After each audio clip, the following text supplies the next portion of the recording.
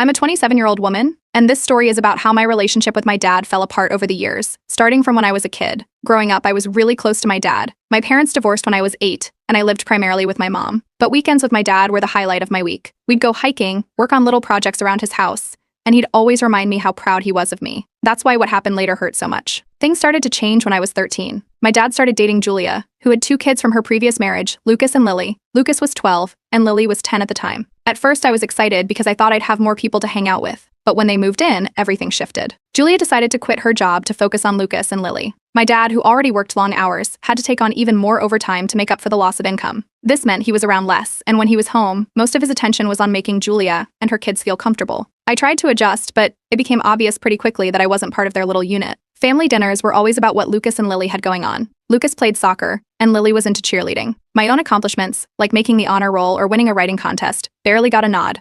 Vacations were planned around their schedules, and I started feeling like an afterthought. I remember one summer when I wanted to visit my grandparents, but Julia insisted we take a trip to the beach because Lucas had never seen the ocean. I guess whose plans got canceled? High school was when things went from bad to worse. My dad had promised me a college fund, something he'd been saving for since I was little. It wasn't going to cover everything, but it was supposed to help a lot. Then, during my junior year, my mom told me that fund had been used to pay for Lucas's private school tuition. Apparently, Lucas had some trouble adjusting to public school, and Julia had convinced my dad that he needed a better environment. I didn't hear about this from my dad, by the way. My mom was the one who broke the news. When I confronted my dad, he said Lucas needed it more and assured me we'd figure something out for my college. But that never happened. My mom ended up taking out loans to help me, while my dad barely contributed, claiming he was tight on money. It was around this time that my dad missed my high school graduation. Lily had a cheerleading competition the same day, and Julia convinced him that Lily's event was more important because her whole team was depending on her. I remember sitting in the auditorium, looking out at the crowd, and not seeing him there. He didn't even call until the next day, and when he did, he acted like it wasn't a big deal. By the time I went to college, I'd stopped visiting my dad's house regularly. Every time I went over, it felt like I was intruding. Julia would make these passive-aggressive comments about how I was so busy that I didn't have time for family. Dinners were always centered around Lucas and Lily's lives, and any attempts I made to talk about my own experiences were brushed aside. Once, I mentioned struggling with a tough class, and Julia responded by talking about Lucas's plans to study engineering. It was like I didn't exist. I tried to patch things up a few times. I'd suggest going out for lunch with just my dad, but somehow, Julia and the kids always ended up tagging along. If I ever brought up how I felt excluded, my dad would tell me I was too sensitive or that I was misinterpreting things. It felt like banging my head against a wall. The resentment built up slowly, but it really hit me when I looked back and realized how many promises my dad had broken. He used to tell me I was his priority, but his actions said otherwise. Julia had this way of making it clear that I wasn't really part of the family. One Christmas, I got a generic gift card while Lucas and Lily got these elaborate, personalized presents. I tried to brush it off, but it stung. Eventually, I stopped trying. Every interaction with my dad felt like a reminder that I was less important than Julia's kids. He didn't notice how distant I'd become, or if he did, he didn't care enough to do anything about it. By the time I graduated college, our relationship was barely hanging on by a thread. Looking back, I think the hardest part wasn't losing the relationship I had with my dad. It was realizing that he didn't see anything wrong with how things had turned out. He genuinely believed he was being fair, even when his actions showed otherwise. And Julia? She always made sure I knew where I stood in their family, on the outside looking in. This was just the beginning of the story. Things got even messier in the years that followed, but I'll get to that in the next update. Update 1. After college, my relationship with my dad had already dwindled to the occasional text or holiday card, but I was still holding on to a sliver of hope that things could change. That hope took a major hit when I found out about his 50th birthday party, through photos on social media. It wasn't just a casual dinner or something low-key. It was a huge, extravagant event, complete with decorations, catered food, and what looked like a live band. Julia, Lucas, and Lily were all there, along with plenty of extended family members. I wasn't. I called my dad to ask why I hadn't been invited. At first, he tried to brush it off, saying it must have been a mistake.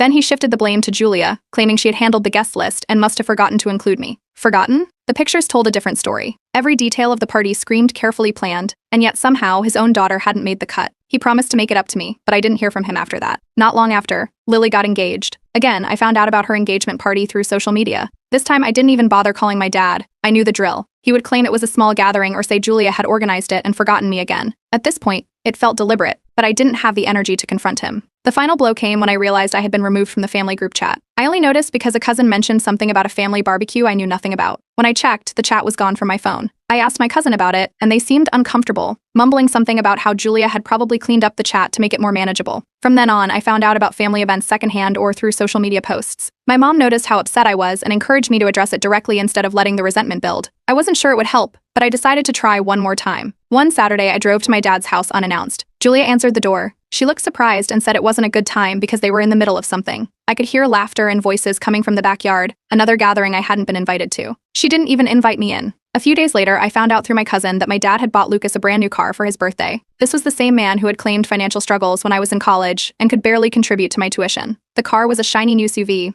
the kind you'd expect a parent to give a kid as a reward for something big. Meanwhile, I had been working part-time jobs and taking out loans to make it through school. I started therapy around this time because I felt like I was carrying a weight I couldn't shake off. My therapist helped me unpack a lot of the hurt and confusion I'd been feeling. It became clear that my dad's behavior wasn't just careless, it was a pattern. Every decision he made seemed to prioritize Julia and her kids, while I was an afterthought at best. When I finally worked up the courage to call my dad and confront him about everything, he turned it around on me. He said I was jealous of Lucas and Lily and that I was blowing things out of proportion. It was like talking to a wall. He didn't acknowledge any of the specific examples I gave him, like the missed graduation or the college fund. Instead, he dismissed my concerns as me being too sensitive. I vented to a few close friends who were unanimous in their support. They agreed that my dad's behavior was unacceptable and encouraged me to set boundaries. For the first time, I started thinking about what that might look like. Thanksgiving was the final straw. My dad spent it with Julia's extended family, and once again, I wasn't invited. When I brought it up, he sent a weak apology via text, claiming he hadn't realized I'd feel left out. It was a pattern with him, saying the bare minimum to smooth things over but never making any real effort to change. A few days later,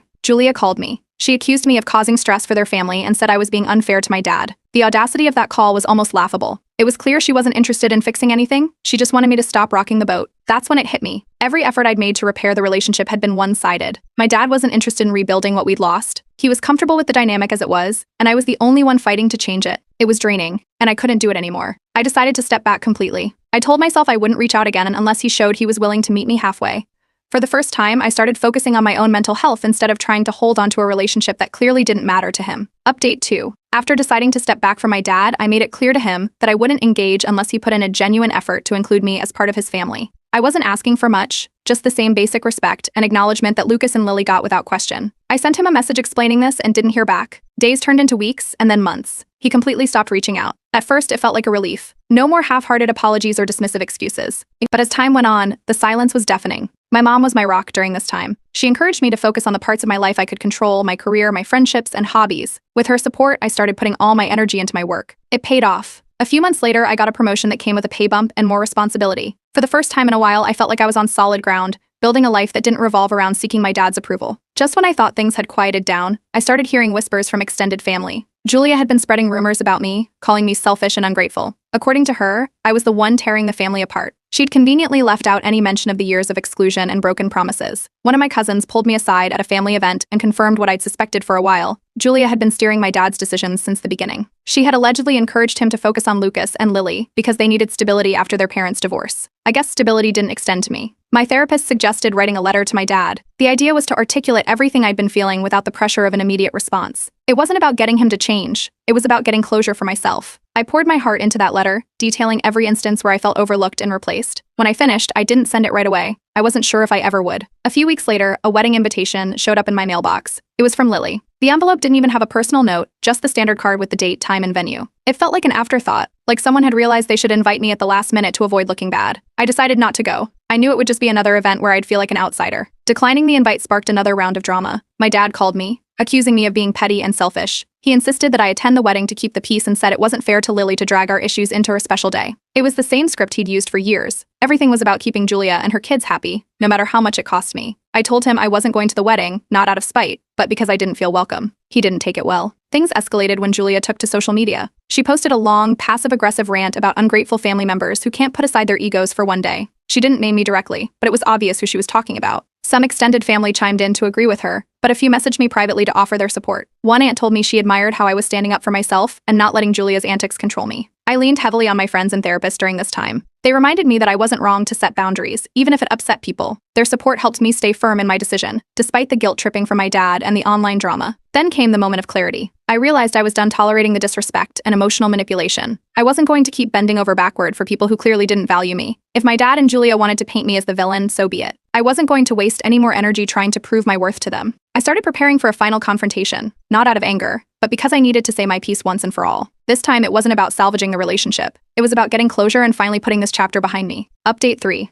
Pre. I decided it was time for a face-to-face meeting with my dad, without Julia around. I wanted to lay everything out, not for reconciliation, but to get closure. I called him and suggested we meet at a neutral spot, a cafe not far from his house. He agreed, although I could tell he wasn't thrilled about it. When we met, I didn't waste any time. I started with the most glaring issues, the years of being excluded, the broken promises, and the constant favoritism toward Julia's kids. I didn't hold back, detailing every incident that had hurt me. From missing my graduation to using my college fund for Lucas's private school, I listed it all. My dad sat there quietly, but his expression shifted from uncomfortable to defensive as I spoke. When I finished, he leaned back in his chair and said he'd done his best. He claimed it wasn't about replacing me, but about making sure Lucas and Lily felt supported. He blamed Julia's influence for some of the decisions, saying she pushed him to prioritize her kids because they needed stability after their parents' divorce. I pointed out that his choices had destabilized my life, but he brushed it off, saying I had my mom to fall back on. That's when I brought up the financial issues. I asked him how he justified taking my college fund to pay for Lucas's tuition, and then buying Lucas a brand new car years later. His excuse? He thought I was better off with my mom handling my expenses.